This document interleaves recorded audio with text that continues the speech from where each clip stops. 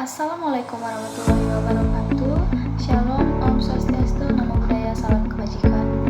Perkenalkan, saya Rahel Gracelia Tambunan, mahasiswi semester 1 Fakultas Hukum Universitas Trunojoyo Madura dengan akhiran NIM 019 dengan mata kuliah Pengantar Ilmu Hukum dan dosen pengampu Ibu Ida Wahyuliana SHMH. Jadi di sini saya akan sedikit memaparkan tentang mazhab-mazhab hukum dan relevansinya bagi penegakan hukum modern. Selamat menyaksikan.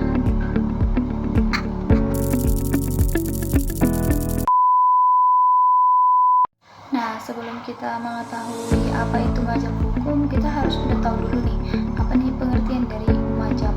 Nah, mazhab itu sendiri memiliki dua pengertian. Yang pertama, mazhab berarti pendapat, di mana situasinya itu telah berlalu, telah berlangsung, atau bahkan telah mati. Yang kedua adalah sesuatu yang diikuti dalam berbagai masalah, sebab adanya pemikiran. Mazhab diartikan dengan haluan atau aliran mengenai hukum fikih yang menjadi panutan umat Islam. Nah, untuk mazhab hukum sendiri adalah aliran atau pandangan dalam ilmu hukum yang menjelaskan cara memahami, menafsirkan, dan menerapkan hukum. Setiap mazhab memiliki pendekatan berbeda tentang terhadap apa itu hukum, dari mana asalnya, dan bagaimana seharusnya hukum itu ditegakkan. Mazhab hukum itu dibagi menjadi 6 jenis. Yang pertama adalah mazhab hukum alam. Mazhab hukum alam itu adalah hukum yang bersumber dari moral, akal, dan keadilan universal. Tokohnya sendiri adalah Aristoteles, Thomas Aquinas, dan Hugo Gratius.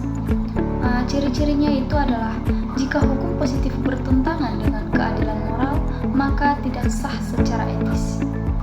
Adapun relevansi dari mazhab hukum alam terhadap penegakan hukum modern itu adalah menjadi dasar dalam perlindungan hak asasi manusia atau HAM dan keadilan substantif. Banyak konstitusi modern mengadopsi prinsip-prinsip hukum alam untuk menjaga keadilan universal. Contohnya sendiri adalah penolakan terhadap hukum yang zalim atau diskriminatif meskipun sah secara formal. Yang kedua adalah mazhab hukum positivisme atau Positive Law School. Nah, pengertiannya itu adalah hukum adalah produk negara, hanya hukum tertulis yang berlaku. Untuk tokohnya sendiri adalah John Austin dan H.L.A. Hart dan Jeremy Bentham. Untuk ciri-cirinya sendiri memisahkan hukum dan moral. Hukum harus ditaati selama dibuat secara sah. Nah, apa sih yang menjadi relevansi dari mazhab hukum positivisme bagi penegakan hukum modern?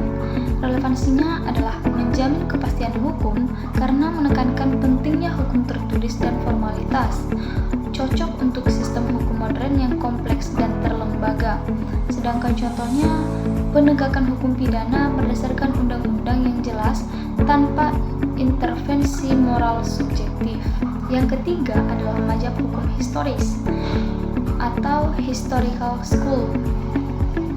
Pengertiannya, hukum berkembang dari kebiasaan, budaya, dan sejarah suatu bangsa. Untuk tokohnya sendiri adalah Friedrich Karl von Savigny dan Henry Maine.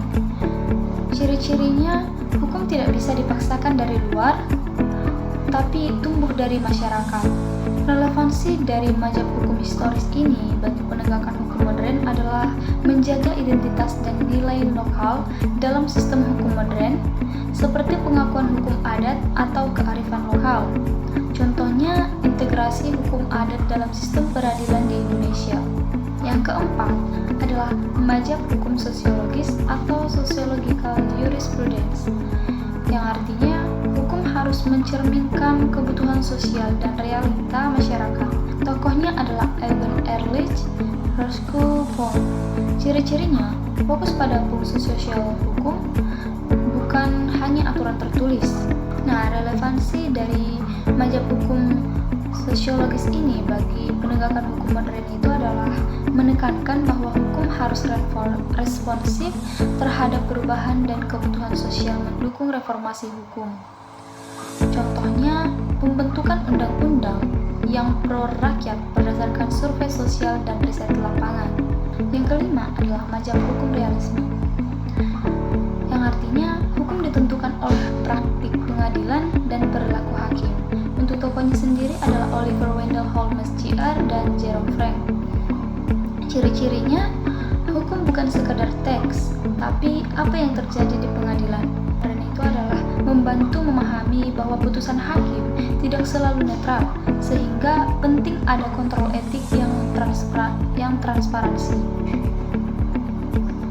Untuk contohnya sendiri adalah penguatan peran komisi yudisial atau mahkamah kehormatan hakim. Dan yang terakhir adalah mazhab analisis atau analytical jurisprudence. Artinya, menganalisis hukum secara logis dan sistematis tanpa melihat nilai moral. Dan tokohnya itu adalah John Austin dan H.L.A. Hart. Ciri-cirinya fokus pada struktur, bahasa, dan logika hukum positif. Dan relevansi dari mazhab hukum analisis ini bagi penegakan hukum modern adalah memberikan analisis logis dan sistematis terhadap struktur hukum, bermanfaat dalam penyusunan dan evaluasi perundang-undangan. Contohnya adalah penyusunan undang-undang yang konsisten tanpa celah logika hukum. Sekian yang bisa saya sampaikan, selebihnya saya minta